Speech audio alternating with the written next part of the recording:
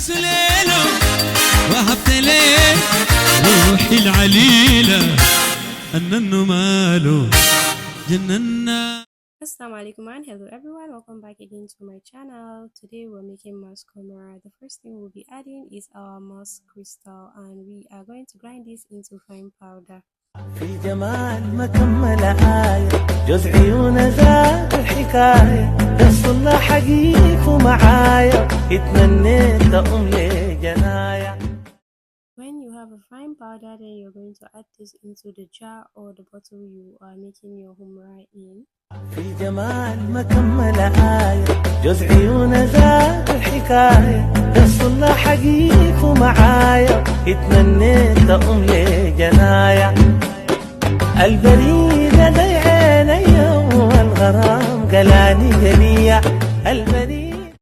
There are different methods used in making Musk Khumra. For this one, I'll be using the simplest method you can find on here. So I added some red dough eau de cologne and then I added some oil perfumes. عيني والغرام قلاني قلية يا سادات السمانية جروا السبحة وردوا ليا. ندي عيني والغرام قلاني قلية يا سادات السمانية. After adding the first oil, you're going to mix this very well and then you're going to continue adding the different oils you want to use in making this humra. Your humra should smell musky, nice, but then you need to use good quality oils and good quality colognes to get that beautiful results. في جمال مكمل آية جوز عيون زاد الحكاية قص الله حقيق ومعايا اتمنيت لي جنايا. البريدة ضي عيني والغرام قلاني قلية البريدة ضي عيني والغرام قلاني قلية يا سادات السمانية جروا السبحة وردوا ليا. I use up to 3 different types of eau de cologne to get an amazing scent. This is Fleur de Mor. The first one is Repto, the second one is Fleur de Mor, and then the third one is Belgi eau de cologne.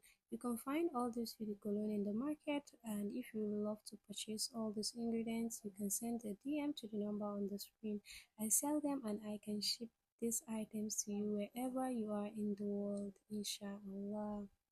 في جمال مكمل آية جوز عيون زاد الحكاية قص الله حقيق ومعايا اتمنيت لي جنايا.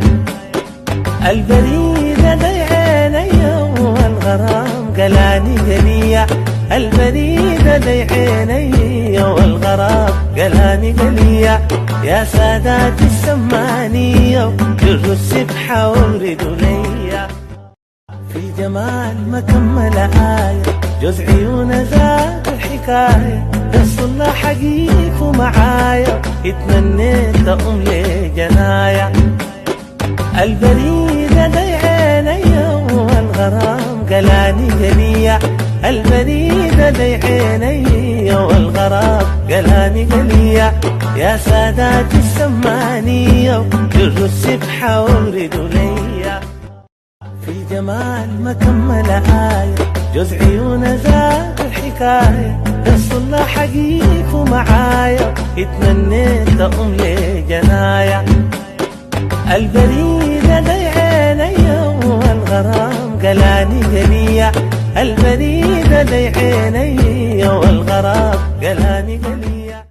I added some fixatives to give my humra an amazing, long-lasting, exquisite, luxurious scent. And guys, I've started selling this humra and all the people that have bought this humra love it so much, and all the ones that got testers of this humra from their order love this humra and they enjoyed it very well. And that's it guys. Here is the most simplest way to make a luxurious, heavily scented Musk Khumra. Don't forget to like this video, share this video with your family and friends. I'm going to see you guys in the next one, inshallah. Bye. Assalamu alaikum. يا سادات السمانية جروا السبحة وردوا ليا.